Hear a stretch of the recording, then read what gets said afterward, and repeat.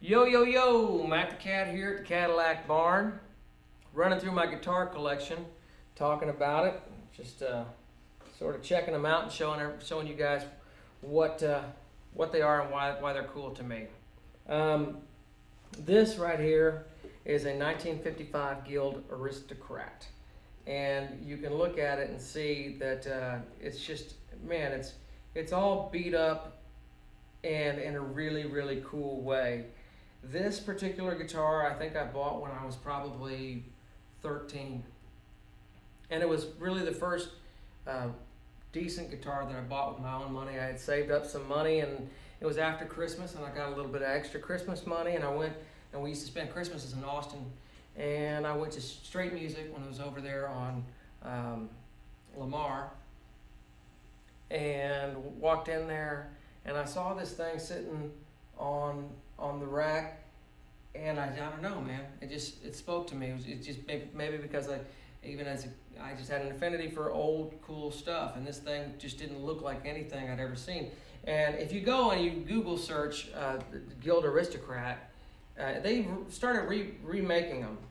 It doesn't look like this at all. Number one, somebody who had owned it had put this like underneath this little plate here, there's a big hole in the guitar, and somebody had wired up a bunch of knobs and switches, and most of them didn't do anything. It had a kill switch on it, which I kind of thought was cool, but it had a four-way knob configuration, and it had humbuckers in it, which were pretty desirable humbuckers, to tell you the truth.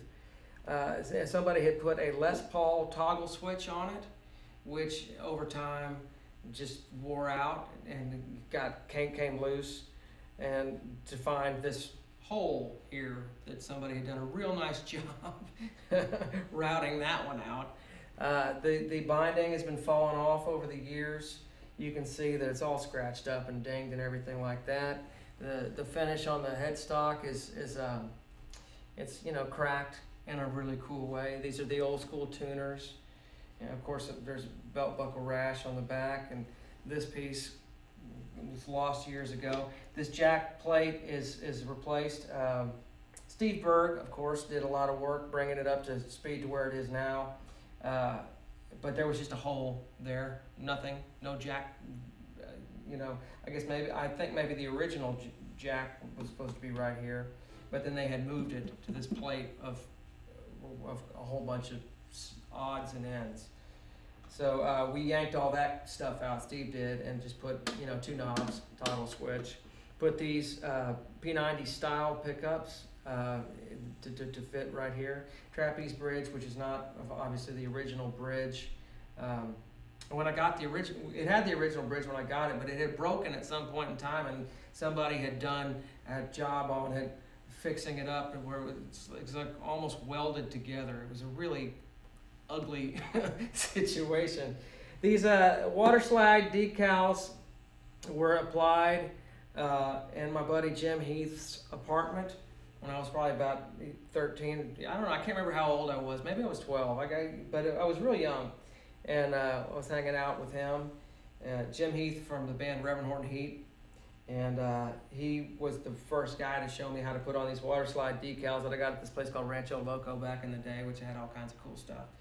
And they used to sell these things, and a lot of rockabilly guitar players, musicians were buying these things and putting them on their stuff. So yeah, in this little bitty apartment, that's where we did it. But the coolest thing about it is not just because it's all funky, which that's cool, but it's a semi-hollow guitar, which, for those who don't know about guitars, it's hollow inside. While it doesn't have the F-holes that a hollow body guitar has that let the sound out that way, it is hollow on the inside, which gives it this really cool boxy sort of sound. The neck is cool. It's kind of a shorter scale as far as the neck is concerned, but it's something to grab onto, and it's just it sounds and feels and plays good.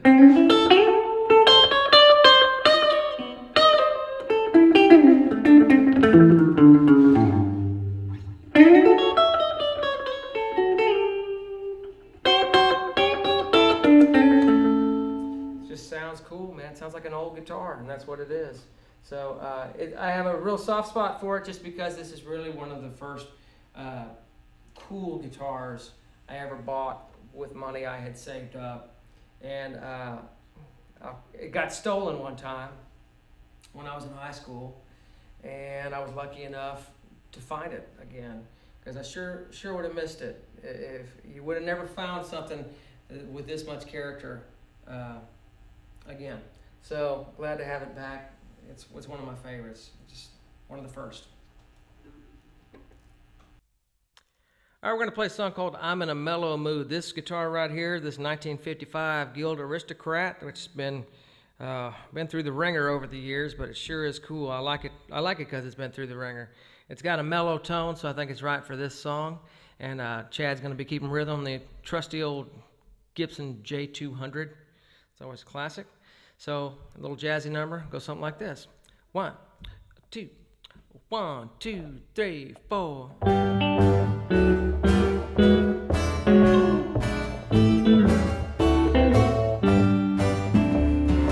I'm in a mellow mood. I got nothing to do. Oh no, when it puts me in a mellow mood,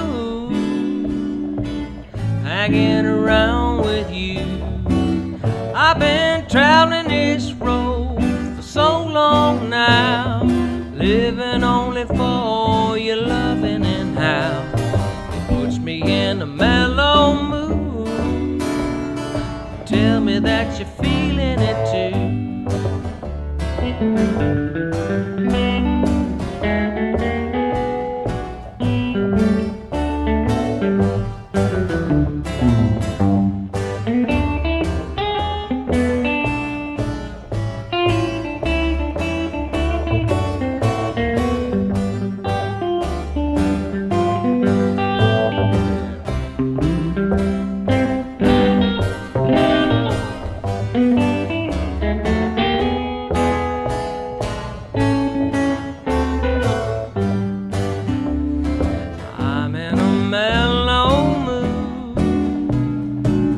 I got no place to go, and it puts me in a mellow mood, listening to the radio.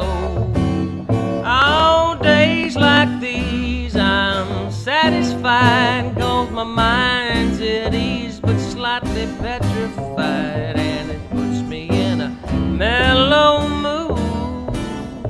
Baby, I just want you to know that I'm in a mellow mood. I mean to let my feelings show.